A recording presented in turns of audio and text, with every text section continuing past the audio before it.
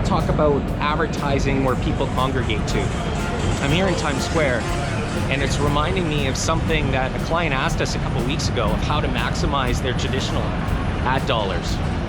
And what I said was, don't spread those ad dollars out across large regions. Try to maximize by bringing them all together in places where people congregate. So places like stadiums, sports stadiums, it doesn't matter what it is, theaters, movie theaters. Times Square is the perfect example. If you bring it together in a place where people congregate, you're going to get more out of your touch points. And those touch points also take on the feel of the area. So all of these ads in Times Square create an experience of the entire square, and that translates into the advertising that these advertisers are doing. When you see the ad, you feel it as part of the experience of where the ad is. If you have an ad in a stadium, it brings on the feelings of the sports that you're watching. It brings on the experience of the game. I miss New York. Been back for about a month, and we're putting this video together now, and took a look at the footage that I shot in Times Square about congregating and marketing where people congregate. I want to touch on 3 more things that I think I didn't hit while I was in Times Square. So first of all, number 1, when you market where people congregate, you deal with brand validation, you deal with the group effect. Wherever people congregate, wherever there is a group of people are interested in what's going on. Marketing in those areas adds validation to your brand. And when people are interested in that product, when they're looking at that product, when they're engaging with the product. So for example, if you're advertising in a stadium during a baseball game, everyone there and the feelings that are generated at that baseball game translate to your brand. They see your products, they're part of that experience, and that branding has an additional effect in comparison to if you brand it on a billboard on the side of the road, where there's a different feeling when you're driving in your car and there's just a billboard there in comparison to being in this group of people.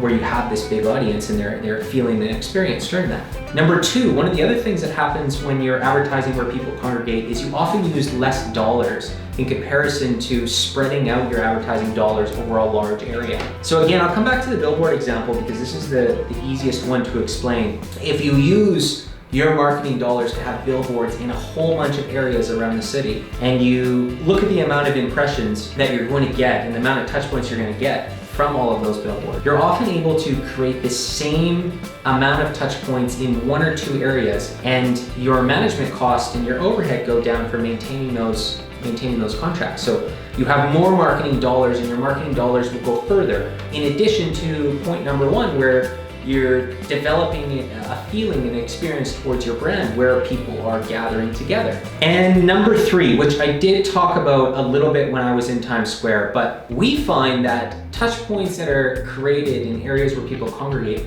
translate further. And the reason for that is because of the online presence and digital marketing. Where people are together, there is more photos, there is more Instagram, there is more social media activity going on, and because of that, your brand is often caught as a subconscious part of another person's piece of content. When you put that together, if you're in a hockey rink and someone takes a picture of the rink and your advertising is on the side and they blast it out, your reach that comes from that area translates out. Then there's other things like the TV. So if you're at a sporting event, or if you're in areas, let's say you advertise on the side of a building downtown, and all of the helicopters and the aerial shots of that city see your logo on the side of the building.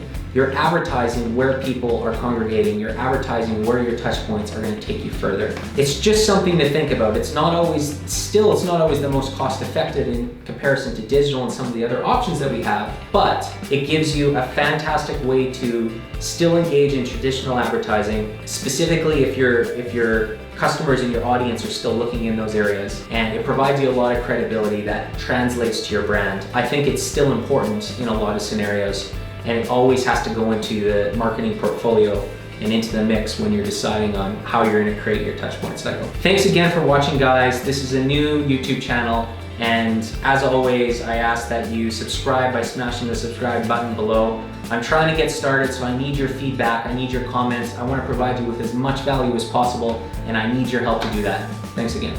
One more thing, PS, Director Q just had a great idea that I want to get into this video just at the very end. The one other thing that comes into play advertising where people congregate is often you're right beside the biggest brands in the world. And if you put your brand right next to Coca-Cola, right next to Pepsi, and you're in these areas where there's high traffic, your credibility skyrockets.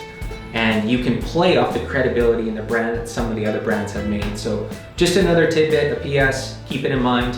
Hope it helps you out.